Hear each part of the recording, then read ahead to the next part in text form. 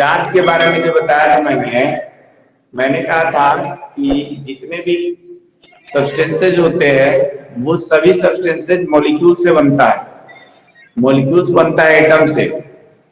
Atom 3 fundamental particles electron, proton और neutron से बनता है।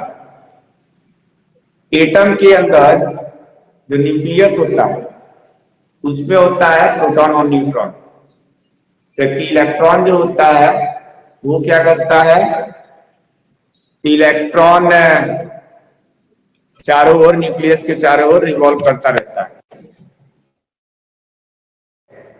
और ये जो इलेक्ट्रॉन्स होता है न्यूक्लियस से जैसे जैसे दूर जाता है उस पर न्यूक्लियस के द्वारा, यानी न्यूक्लियस में जो प्रोटॉन होता है उसके द्वारा उस पर कम फोर्स लगता है। और जब दो ऑब्जेक्ट को आपस में रब किया जाता है तो वही जो आउटर मोस्ट शेल का जो इलेक्ट्रॉन होता है उस सब्सटेंस से डिटैच हो जाता है या उस सेल से निकल जाता है और उस सब्सटेंस में ही फ्रीली मूव करने लगता है। उस फ्री इलेक्ट्रॉन्स, उस इलेक्ट्रॉन्स को ही फ्री इलेक्ट्रॉन्स नाम दिया था, क्योंकि वो न्यूक्लियस के जो फोर्सेस थे, यानी प्रोटॉन के साथ जो इलेक्ट्रॉन का जो क्या था, बॉन्ड था, फोर्स था, वो हट गया और वो फ्री हो गया, इसलिए उसको फ्री इलेक्ट्रॉन्स कहा गया। फिर हमने कहा था कि जब भी अगर हम लोग चार्ज पार्टिकल की बात करते हैं या चार्ज की बात करते हैं, उसके कंडीशन में जो हमारा सब्सटेंस होता है, कोई भी सब्सटेंस, कोई भी ऑब्जेक्ट हो, तो वहां पर नॉर्मल स्टेट से उसमें से इलेक्ट्रॉन या तो निकल गया होगा यानी कम हो गया होगा, या फिर वो किसी दूसरे सब्सटेंस पे चला गया होगा। तो जिसमें से इलेक्ट्रॉन निकलता है उस सब्सटेंस पर पॉजिटिव चार्ज हो जाता है। तो मैंने चार्ज की डिफिनेशन में पॉजिटिव चार्ज की डिफिनेशन ये बताई थी, the deficiency of electrons from its normal, normal का मतलब normal state, is called positive charge. क्योंकि नॉर्मल स्टेट से मतलब हमारा ये है कि जितने भी एटम्स होते हैं वो नॉर्मल स्टेट में कैसे होते हैं, वो न्यूट्रल होते हैं, क्योंकि किसी भी एटम में नंबर ऑफ प्रोटॉन्स और नंबर ऑफ इलेक्ट्रॉन्स दोनों इक्वल होते हैं, दोनों पर चार्जेस जो होता है अपोजिट होता है। तो इस तरह से वो दोनों एक दूसरे को क्या कर देते हैं, न्यूट्रलाइज कर देते हैं, यानी एटम जो होता है इलेक्ट्रिकली न्यूट्रल होता है। ये केमिस्ट्री में भी तुम लोगों ने पढ़ा होगा। यहां पर हम बात कर रहे हैं चार्ज की। तो चार्ज के लिए, इसीलिए मैं जब चार्ज को डिफाइन कर रहा हूं कि चार्ज क्या होता है, charge is the property of any substance और any body when any other object experiences force of attraction और force of repulsion when comes near by that object और दैट सब्सटेंस। यानी किसी ऑब्जेक्ट के पास अगर कोई दूसरा ऑब्जेक्ट लाते हैं और उसमें फोर्स ऑफ रिपल्सन या फोर्स ऑफ अट्रैक्शन लगता है तो हम लोग कहते हैं कि उस पर क्या है, कोई ना कोई चार्ज पार्टिकल। एक एग्जांपल दिया था कि अगर हम ग्लास रॉड को, अगर किसी ग्लास रॉड को सिल्क से रब करते हैं, रगड़ते हैं, तो ग्लास रॉड से कुछ इलेक्ट्रॉन्स सिल्क रॉड में चले जाते हैं। तो ग्लास रॉड में इलेक्ट्रॉन की कमी हो जाती है, यानी डेफिशिएंसी ऑफ इलेक्ट्रॉन होता है, इसलिए ग्लास रॉड पॉजिटिवली चार्ज होता है, जबकि सिल्क जो होता है उसमें इलेक्ट्रॉन चले जाते हैं, यानी वहां पर इलेक्ट्रॉन की अधिकता हो जाती है, एफिशिएंसी ऑफ इलेक्ट्रॉन होता है, तो उसको हम निगेटिवली चार्ज कहते हैं। चार्ज का टाइप सर्वसपराध। फिर हमने एक चीज बताया था, quantization of charge. Quantization of charge में क्या बताया था कि चार्ज का जो सबसे छोटा पार्टिकल है उसको हम लोग एलिमेंट्री चार्ज पार्टिकल इलेक्ट्रॉन को मानते हैं, स्मॉल ई। इलेक्ट्रॉन को स्मॉल ई से रिप्रेजेंट करते हैं और इसमें जो है ई की जो वैल्यू होती है, अगर हम केवल इसका मैग्नीट्यूड लिखें तो 1.6 इंटू 10⁻⁻19 कूलम होता है, और अगर साइन के साथ लिखें तो इसका जो वो होता है माइनस का होता है। चार्ज की यूनिट को कूलम बताया था, इसके साथ साथ मैंने बताया था एक quantization of charge. Quantization of charge में चाहे यहाँ पर चार्ज को कैपिटल क्यू से लिखो चाहे स्मॉल से लिखो, कोई फर्क नहीं पड़ता है। क्यू इक्वल टू यहाँ पर एनी हम लोगों ने पढ़ा था प्लस माइनस एनी, और ये मैंने कहा था कि जो चार्ज होता है, charge is the only integral multiple of elementary charge particle that is E. यानी चार्ज जो होता है क्या होता है, इंटीग्रल मल्टीपल ऑफ ई होता है। यानी कि 1e हो सकता है, 2e हो सकता है, 3e हो सकता है, 10e हो सकता है। इस टाइप से 1 2 3 4 नंबर ही होगा, इंटीजर ही होगा, वो चाहे प्लस हो या माइनस हो। लेकिन ऐसा नहीं हो सकता है 1.5e हो, 2.3e हो, यानी ये फ्रैक्शन में नहीं हो सकता, या डेसिमल में नहीं हो सकता, या फ्रैक्शन में नहीं हो सकता। ठीक है, इस तरह से जो होगा चार्ज नहीं होगा, जब भी होगा वो इंटीजर्स के फॉर्म में होगा, इंटीग्रल मल्टीपल ही होगा। तो इस तरीके से यहाँ पर हमने क्वांटाइजेशन ऑफ चार्ज पढ़ा था। फिर एक फॉर्मूला हमने बता दिया था कि इससे Q इक्वल टू NE, और दूसरा एक फॉर्मूला बताया था definition of electric current, electric current क्या होता है। Chatting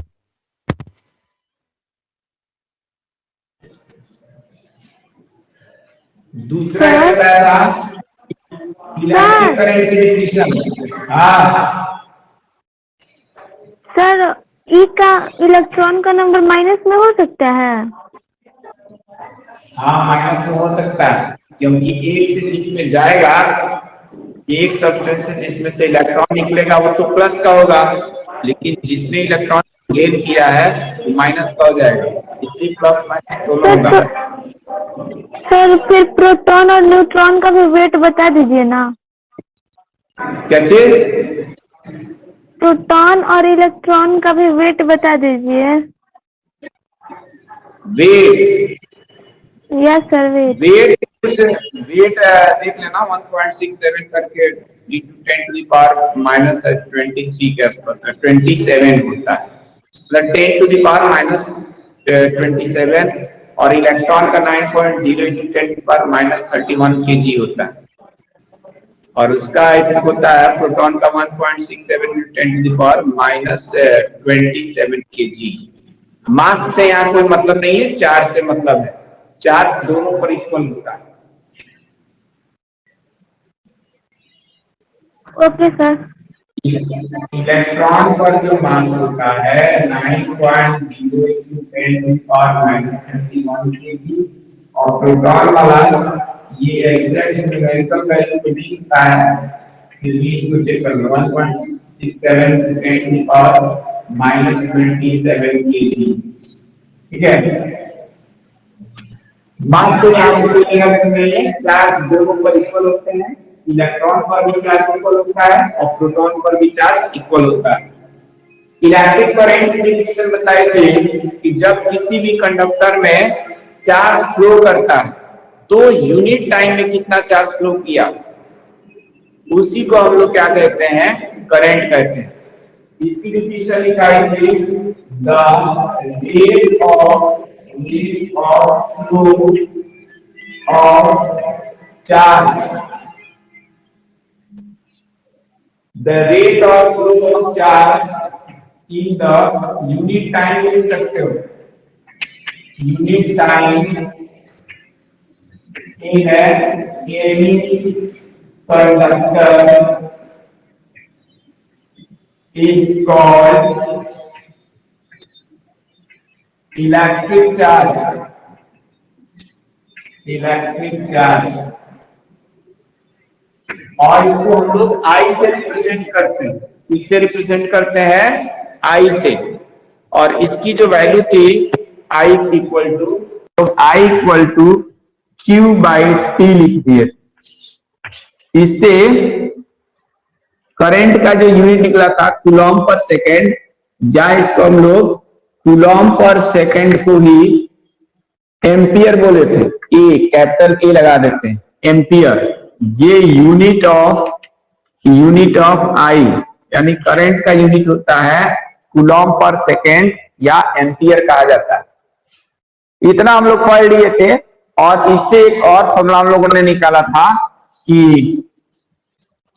Q equal to N E और Q equal to I T से एक है यहाँ पर रिलेट करके कोरिलेट करके Q इक्वल टू यहाँ पे आई टी। और इससे एक और इक्वेशन हम लोगों ने निकाल दिया था और बताया था कि बोर्ड एग्जामिनेशन में इससे रिलेटेड क्वेश्चन हर साल लगभग आता है। तो यहाँ पर any equal to I T हो जाएगा, क्योंकि फर्स्ट और सेकंड से दोनों equation left hand side same है तो राइट हैंड साइड भी सेम होगा। तो यहाँ से n equal to I T upon E, जहां पर n है क्या, वेयर n जो होता है नंबर ऑफ इलेक्ट्रॉन्स है, नंबर ऑफ इलेक्ट्रॉन्स या इसको फ्री इलेक्ट्रॉन्स भी कहते हैं। बाकी मालूम है E क्या है, E जो होता है चार्ज ऑन वन इलेक्ट्रॉन, एक इलेक्ट्रॉन पर चार्ज। और एक इलेक्ट्रॉन पर चार्ज हमने यहाँ पे लिखा दिया था न्यूमेरिकल वैल्यू में 1.6 into 10 to the power minus का 90 कूलॉम। टी टाइम होता है, टी हमारा क्या है, टाइम है। टाइम को हम लोग सेकेंड्स में लेंगे, ठीक है। इस तरीके से n equal to I T upon E से हम लोग क्या कर सकते हैं, हम लोग ये तो कुछ पिछले ही दिन का कुछ रिवीजन करा दिए, बोला कि नहीं है फिर से मैंने करा दिया। अब इसके आगे हम लोग को करना है कि क्या चीज है। इससे रिलेटेड एक क्वेश्चन अगर लिखना चाहो एक क्वेश्चन कर दो। ये धीरे धीरे कम का होते रहते कम होता लिखना है सब। ये सब चैटिंग ज्यादा करते हैं ना, पढ़ते कम है और चैट बॉक्स ज्यादा चल रहा है। अच्छी बात है। एक क्वेश्चन आपसे क्वेश्चन ये है कि एक कंडक्टर है और उस पर चार्ज है मान लो 1 कूलॉम। चार्ज कितना है, 1 कूलॉम है। सुनाई दे रहा है? Hello, yes sir. चार्ज है इस पे 1 कूलॉम। तो यहां पर ये बताना है कि उसपे जो सामान्य अवस्था है यानी नॉर्मल स्टेट है, उस नॉर्मल स्टेट से उस पर कितने इलेक्ट्रॉन्स अधिक या कम है। फिर से क्वेश्चन सुनो, कोई भी कंडक्टर है उस पर चार्ज दिया है, मान लो उस पर चार्ज दे रखा है +1 कूलॉम, +1 कूलॉम चार्ज दिया है। Charge on any conducting material is +1 coulomb. How many electrons are excess or lack of electrons from its normal state? इस क्वेश्चन को कैसे करेंगे, ये जो भी बताया है पूरा रिकॉर्डिंग है, जैसे स्क्रीनशॉट ले लेना तो अभी ले लो, इसको मिटा दे रहे हैं। Q इक्वल टू एन है, Q equal to I T याद रखोगे और इससे n equal to I T होगी।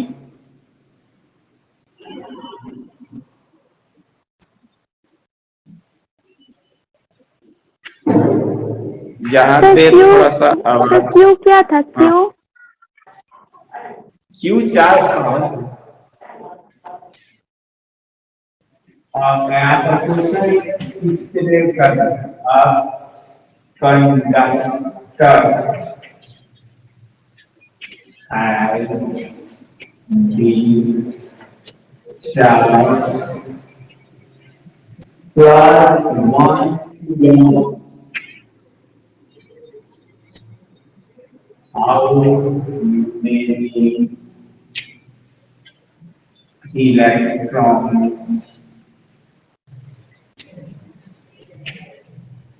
how many electrons, are excess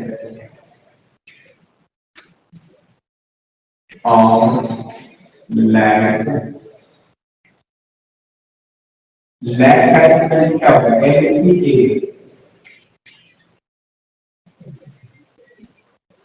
how many electrons are excess or lack on the conductor from its normal state। ये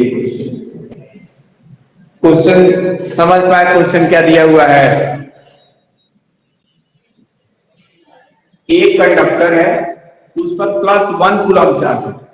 question ये पूछा है, how many electrons are excess और lack on the conductor from its normal state, यानी सामान्य से उसमें कितने इलेक्ट्रॉन की कमी है या अधिकता है।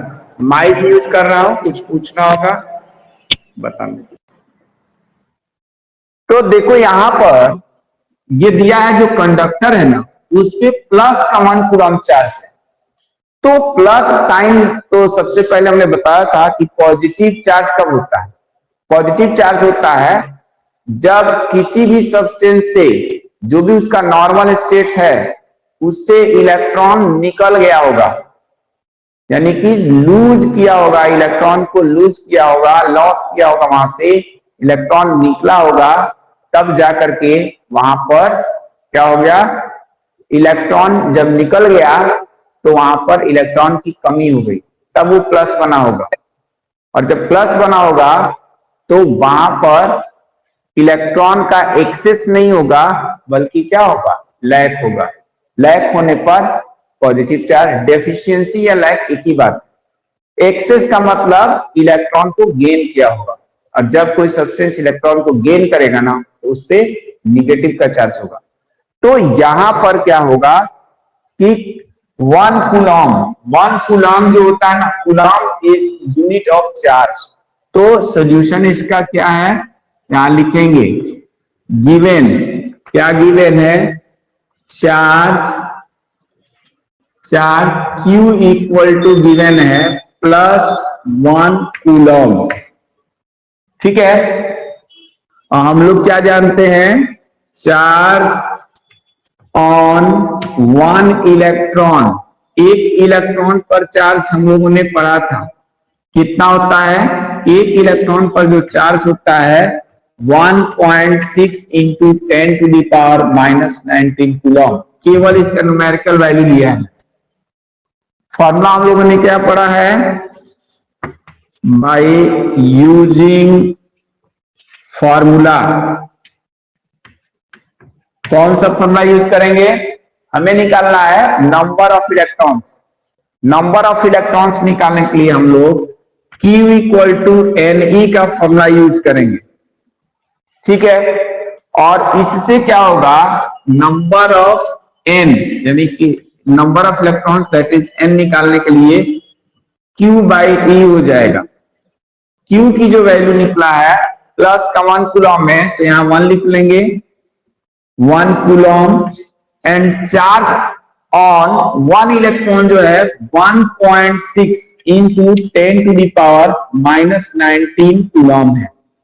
ये कूलम से कूलम कैंसिल आउट हो जाएगा, और 1.6 इंटू 10⁻⁻19 जो होगा वो न्यूमरेटर में जाएगा, तो कितना आ जाएगा, थोड़ा सा इधर सिंप्लीफाई कर लेते हैं, इधर दिखाई दे रहा होगा, तो N इक्वल टू 1 तो है ही, यहां पर जो 1.6 है ना, इसको हम फ्रैक्शन में जो कन्वर्ट करेंगे 16/10 हो जाएगा, 16/10। 10 चला जाएगा कहां पर, 10 चला जाएगा न्यूमरेटर में, और ये 16 यहीं रख दिया। साथ ही 10⁻⁻19 जो है उसको भी हमने भेज दिया न्यूमरेटर में, तो वो प्लस का 19 हो जाएगा। इसको अभी कैंसिल करना चाहो अभी कैंसिल कर लो, या अभी भी दिख रहा होगा, ये जो 10 है और ये है 16, यानी ये 10 वाला टर्म जो है छोटा है और ये बड़ा है। हम क्या करते हैं, इसमें से एक 10 और ले लेते हैं, तो 10 इंटू 10 इंटू 10⁻19 था, अब 18 हो जाएगा, एक और ले लिया, यहां बचेगा 16। 2 से कैंसिल कराते हैं इसको, 2 से, तो 2 से इसको कैंसिल करेंगे, कितना जाएगा, ये 2 से जब कैंसिल किया जाएगा 8 आएगा, और इसको 2 से कैंसिल करेंगे 5 आएगा। फिर ये 2 से कैंसिल हो जाएगा, 2 4 जा 8 और 2 5 जा 10। 5 इंटू 5 होता है 25, डिवाइडेड बाई में यहां पर 4 है, इंटू 10⁻18, और ये n आ गया। अब 25 में 4 से डिवाइड करना है, 25 डिवाइडेड बाई 4 करना है, कितने टाइम्स में जाएगा, 6 4 जा 24, यानी 6 टाइम्स जाएगा। यहां पर 1 आएगा, सब्ट्रैक्ट करने के बाद डिवाइड तो होगा नहीं, पॉइंट लगा देंगे, एक 0 बढ़ाया, 4 2 जा 8, फिर यहाँ पे 2 बचेगा, फिर हम 0 1 बढ़ा लेंगे, 4 5 जा 20, यानी ये आ जाएगा 6.25 इंटू 10⁻18। तो इस तरह से हमारे पास क्या आएगा, ये नंबर ऑफ इलेक्ट्रॉन्स निकल जाएंगे। 1 कूलम्ब चार्ज में नंबर ऑफ इलेक्ट्रॉन्स कितना आ जाएगा, 6.25 इंटू 10⁻18। इतने इलेक्ट्रॉन्स की क्या होगी, एक्सेस होगी कि लैक होगी, प्लस का चार्ज है, इलेक्ट्रॉन को लूज किया होगा, यानी लैक होगी, कमी होगी।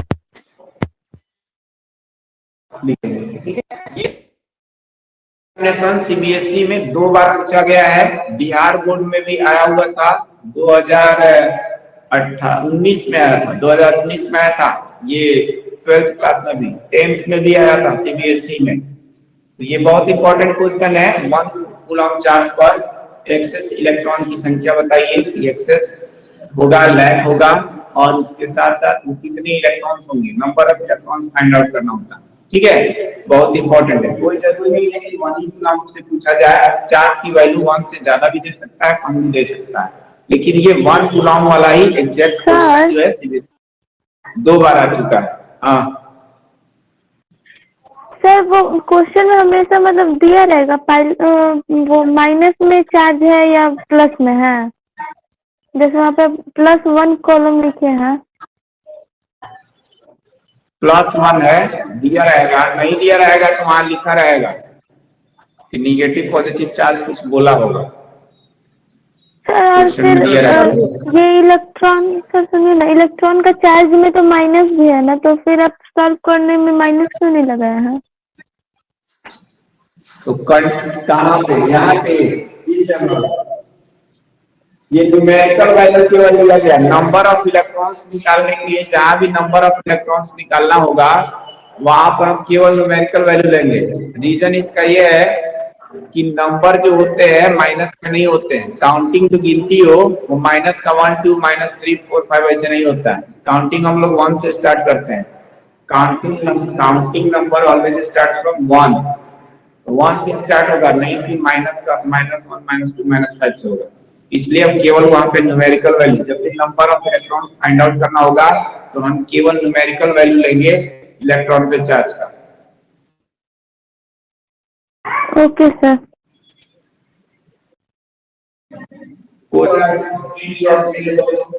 मेरे पास बुक नहीं है, बाकी इस टाइप का क्वेश्चन हो सकता है। आगे जो है अभी नेक्स्ट समय अगर बचा होगा तो भी मैं ओम्स लॉ कराऊंगा। ओम्स लॉ क्या होता है, यानी V और I में क्या रिलेशन होता है।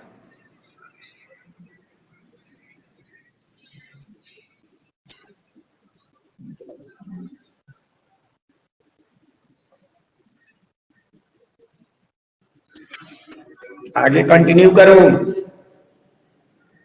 Yes sir.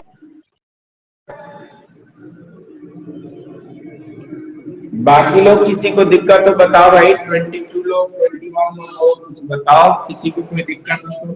देख रहे हैं, क्विट कर रहे हैं। मोस्ट इम्पोर्टेंट टॉपिक पढ़ाने जा रहा हूँ, ओम्स लॉ कराने जा रहे हैं। क्या समझा दें बताओ सर, यही न्यूमेरिकल्स फिर से एक बार समझा दीजिए।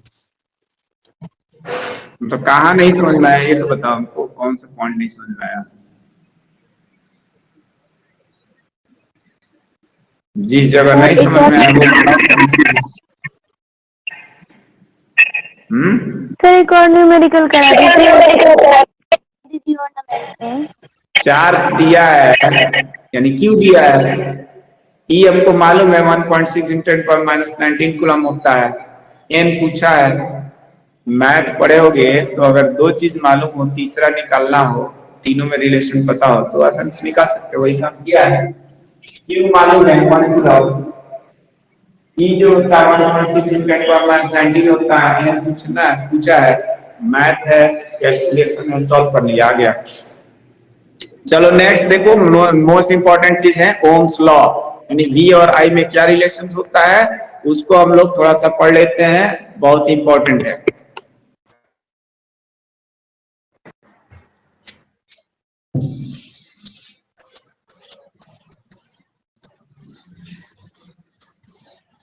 ओम्स लॉ, जैसे अगर कोई भी कंडक्टर होता है ना, तो जो कंडक्टर होता है उस कंडक्टर की लेंथ या उसका एरिया ऑफ क्रॉस सेक्शन, उसकी थिकनेस या टेम्परेचर कम या ज्यादा करना, ये सभी कहलाते हैं उसके फिजिकल स्टेट्स। फिजिकल स्टेट्स क्या होते हैं? जैसे एक वायर ले लिया तुमने, आयरन का ले लिया, कॉपर का ले लिया, या किसी भी मेटल का ले लिया, तो ये जो होता है क्या क्या मैंने फिजिकल स्टेट किसको बोला? लेंथ, जैसे बोल दिया लेंथ हो सकता है, एरिया ऑफ क्रॉस सेक्शन, ये एरिया ऑफ क्रॉस सेक्शन वाली भी बात लोगों को नहीं समझ। सेक्शन का मतलब है एक तरह से काटना, जैसे ये चौक है ना, इसको अगर कहीं से काटोगे तो काटने के बाद एक सरफेस मिलेगा, और उस सरफेस का, चूंकि ये थोड़ा सा राउंड है, सिलिंड्रिकल शेप का है, तो जहां से काटेंगे तो सर्किल मिलेगा, तो उस सर्किल का एरिया यानी एरिया ऑफ क्रॉस सेक्शन। ऐसे ही कंडक्टर को अगर कट किया जाएगा तो अगर मान लेते एक पाइप ले लिया, उस पाइप का एरिया हर जगह सेम है, इन थिकनेस हर जगह सेम है, तो उसका एरिया ऑफ क्रॉस सेक्शन कहलाता है uniform area of cross section. तो क्रॉस सेक्शन का मतलब हम कहीं पर काटे और काटने के बाद उसका जो भी एरिया आया वो कहलाएगा एरिया ऑफ क्रॉस सेक्शन। तो length, area of cross section, और तीसरी चीज मैं बता रहा हूं उसका टेम्परेचर। ठीक है, ये सभी कहलाते हैं physical state, physical states of the conductor, ठीक है। फिजिकल स्टेट्स ऑफ कंडक्टर में क्या बताया? लेंथ को स्मॉल एल से रिप्रेजेंट कर देते हैं, area of cross section generally capital A से, और टेम्परेचर को हम टी से रिप्रेजेंट करते हैं। तो ओम्स ने क्या बताया? इन्होंने करंट और पोटेंशियल डिफरेंस यानी V में एक रिलेशन एस्टेब्लिश किया, और ये बताया कि जैसे अगर कोई कंडक्टर है, कंडक्टिंग मटेरियल है, तो उसका जितना भी लेंथ है, तो उसके बाद वैसे इसी को कंडक्टर मान के समझा देते हैं, इस डस्टर को, कंडक्टिंग तो है नहीं, फिर भी मान लो अगर मेटल का होता तो इसके दो फ्री एंड होंगे, दो इसके एंड पॉइंट होंगे, तो इनके एंड्स के बीच का पोटेंशियल क्या होगा? अलग अलग होगा, तभी करंट पास करेगी, अदरवाइज नहीं पास करेगी। जब कभी भी क्या होता है? पोटेंशियल में डिफरेंस होता है। अब देखो पोटेंशियल वर्ड शायद मैंने अभी बताया ही नहीं, तो थोड़ा सा पोटेंशियल की डिफिनेशन देख लो, फिर हम ओम्स लॉ को बताते हैं। पोटेंशियल क्या होता है? जैसे ये पहले मान लो कि यहां पर एक हम प्लस का क्यू चार्ज लिए, प्लस क्यू चार्ज, अब इस प्लस क्यू चार्ज के कारण इसके आसपास एक फील्ड डेवलप होगा जिसको इलेक्ट्रिकल फील्ड कहते हैं, और ये इलेक्ट्रिक फील्ड जो होता है क्या होता है? अगर हम इस चार्ज के चारों ओर कुछ ऐसा रीजन होगा जहां पर अगर हम कोई भी दूसरा चार्ज लाएंगे ना, तो उस चार्ज पर या तो फोर्स ऑफ अट्रैक्शन लगेगा या फोर्स ऑफ रिपल्सन लगेगा। यानी ये चार्ज क्या करेगा? यहाँ पर एक कोई दूसरा हम चार्ज लेकर के आए तो इस पर क्या करेगा?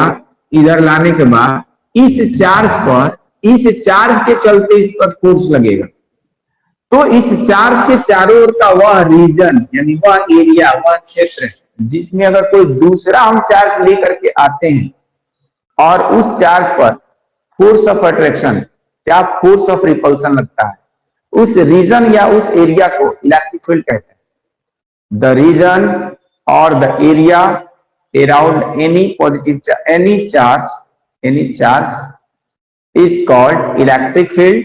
If any other charge particle experiences force of attraction or force of repulsion, यानी यहां पर अगर हम लोग क्या बताया, किसी चार्ज के चारों ओर का वह क्षेत्र जिसमें कोई अलग से एक चार्ज लेकर के आने पर इस चार्ज पर फोर्स ऑफ अट्रैक्शन यानी कि उसको आकर्षित करना, खींचना, या फोर्स ऑफ रिपल्सन यानी उसको प्रतिकर्षित करना यानी धक्का देना अगर लगता है, तो इस रीजन को जहां जहां पर ये काम हो सकता है उसको हम इलेक्ट्रिक फील्ड ई कहते हैं। इलेक्ट्रिक फील्ड से रिप्रेजेंट किया जाता है।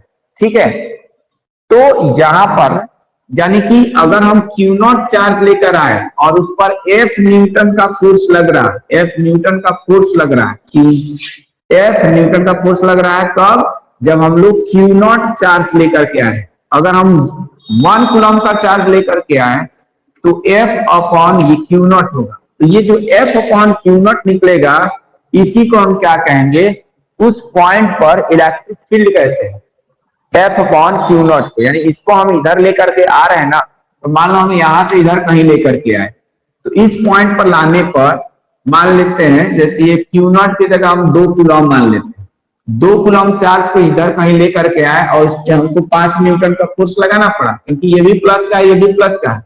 दोनों सेम चार्जेस होने के कारण एक दूसरे को रिपेल करेगा, धक्का कर देगा, तो हमको इधर से एक्सटर्नल फोर्स लगाना पड़ेगा, तो अभी ये चार्ज यहां से यहां तक मूव कर पाएगा, यहां से यहां तक मूव कर पाएगा। तो हम इधर से फोर्स लगाएंगे, यानी हम मान लेते हैं 10 न्यूटन का फोर्स लगाए, 2 कूलम चार्ज को इस पॉइंट से ए पॉइंट से बी पॉइंट तक लाने के लिए 10 न्यूटन का फोर्स लगाए।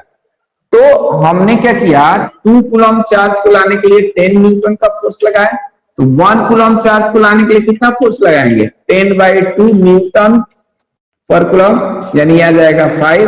तो ये जो 5 न्यूटन पर जो कूलम आया, ये इस पॉइंट पर यानी बी पॉइंट पर इलेक्ट्रिक फील्ड कहलाएगा। इलेक्ट्रिक फील्ड का डिफिनेशन हमने इस तरह से बताया। उसके बाद पोटेंशियल की बात आती है कि पोटेंशियल क्या है। अच्छा देखो, जब हमने क्या किया कि इस चार्ज पार्टिकल को ए से बी तक मूव कराया, तो अभी क्या था, ये सब जो है ना इसके अंदर, ये इलेक्ट्रिकल फील्ड के अंदर ही था। ए से बी तक जब मूव कराया तो फोर्स लगाना पड़ा, और जब फोर्स लगता है ना, फोर्स लगा तो ये डिस्प्लेस भी हुआ, यानी ए से बी तक गया था, और जब फोर्स लगाया और डिस्प्लेसमेंट हो जाए, जब हमने फोर्स लगाया और क्या किया, वो बॉडी डिस्प्लेस हो जाए, तो वहां वर्क डन होता है।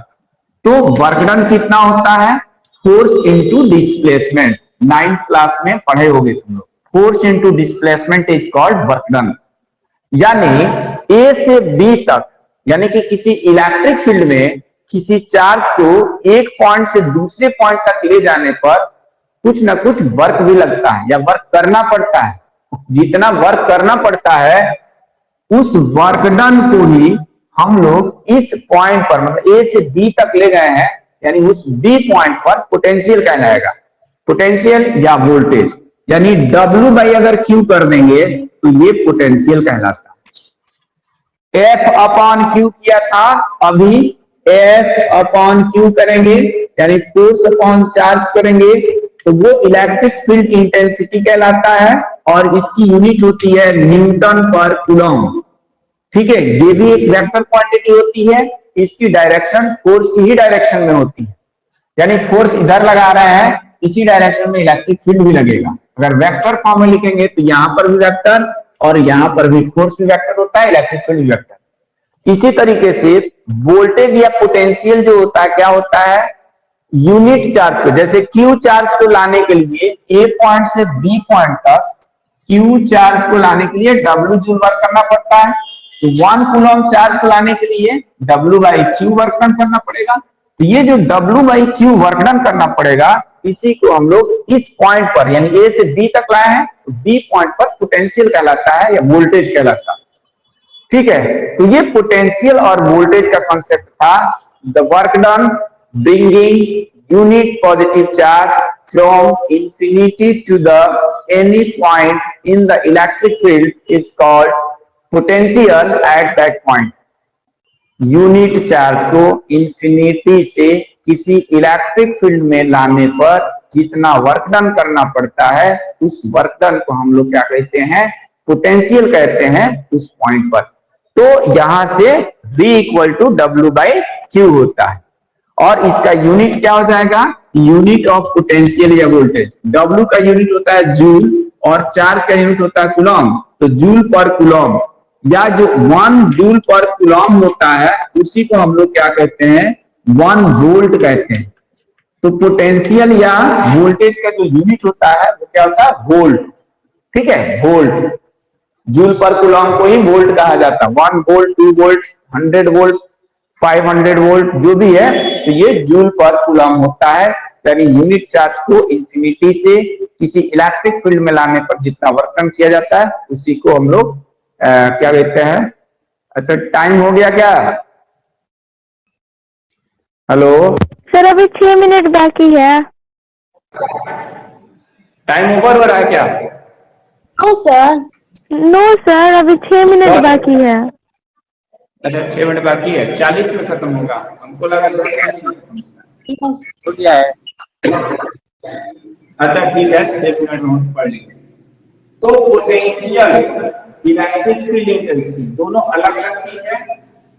और आप जैसे चुंबक रखते हैं ना, चुंबक, तो चुंबक के आसपास अगर हम लोग कंपास लेकर के जाएंगे या दूसरा चुंबक ले जाते हैं, कंपास वाला ही समझो, क्योंकि चुंबक से उतना एक फोर्स एक्सपीरियंस करते हुए जब बहुत पास में ले जाते हो तब समझ में आता है कि वो खींच रहा है कि भगा रहा है।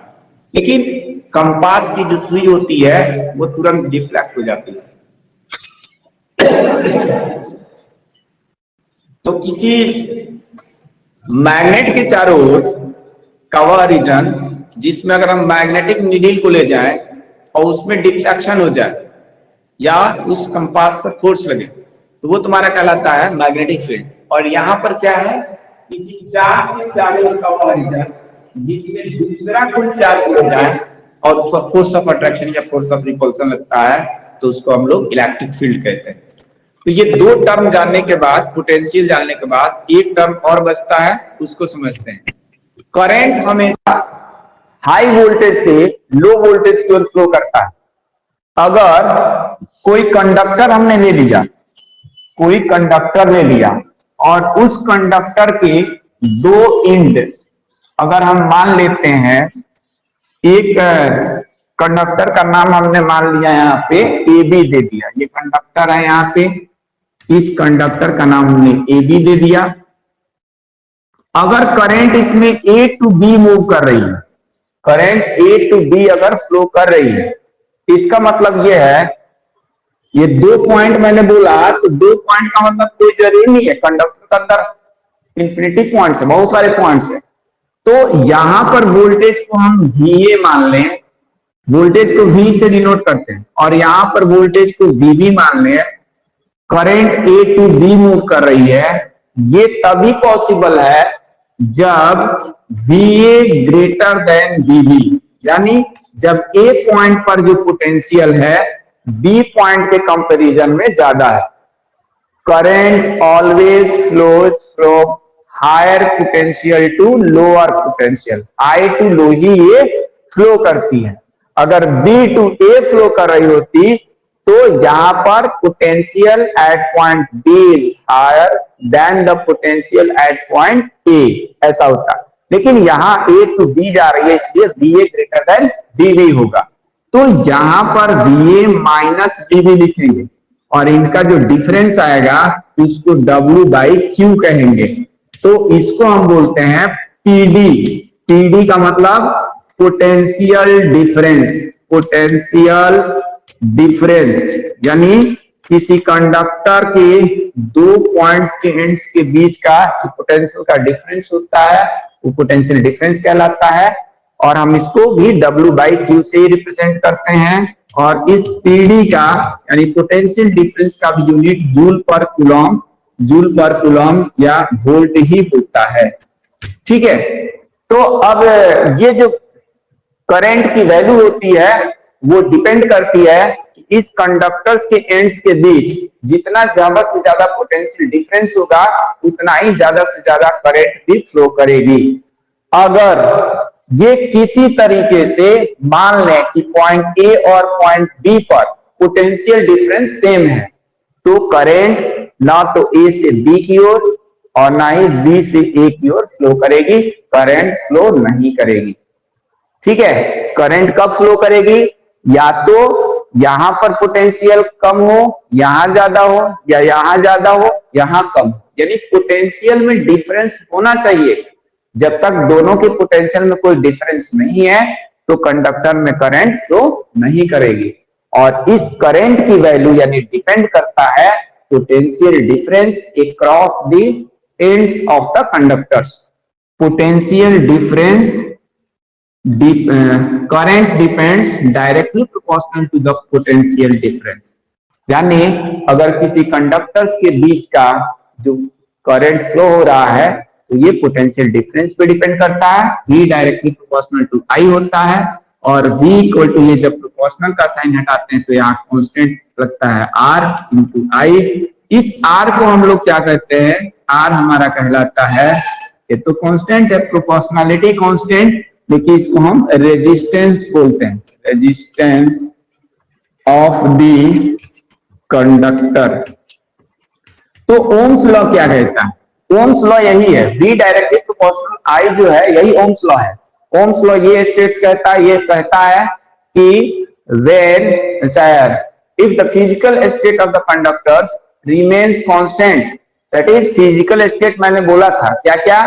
Length of the conductor, area of cross section या टेम्परेचर, ये सब चीजें क्या किया जाए? कांस्टेंट रखा जाए। At that cases the V directly proportional to I यानी the potential difference across the ends of the conductor, ये जो एंड्स है ना इनके A और B, दो इसके एंड्स है, एंड मतलब इनके सिरे, the potential difference between the two ends of the conductor directly proportional to the current passing through that conductor, that is V directly proportional to I। एक बात ये नोट कर लो, जब भी ओम्स लॉ पूछा जाएगा वहां तुम अगर ये नहीं लिखते हो कि इसका फिजिकल स्टेट कांस्टेंट रखा जाएगा, उस केसेस में केवल V equal to I R लिख देते हो तो वहां पर वो रॉन्ग हो जाएगा। क्यों रॉन्ग हो जाएगा? क्योंकि जब तक हम लोग लेंथ अगर बढ़ाते जाएंगे ना, जैसे जैसे कंडक्टर की लेंथ बढ़ती है वैसे वैसे पोटेंशियल ड्रॉप भी बढ़ता जाता है। यानी लेंथ बढ़ने से रेजिस्टेंस बढ़ता है, रेजिस्टेंस बढ़ने से उसका पोटेंशियल ड्रॉप बढ़ता जाता है। तो लेंथ को हमें कांस्टेंट रखना है। टेम्परेचर को बढ़ाने से भी रेजिस्टेंस की वैल्यू अगर इंक्रीज करती है इसलिए उसका टेम्परेचर भी कांस्टेंट रखना है। एरिया ऑफ क्रॉस सेक्शन से ये R का क्या रिलेशन है उसको मैं नेक्स्ट क्लास में बताऊंगा।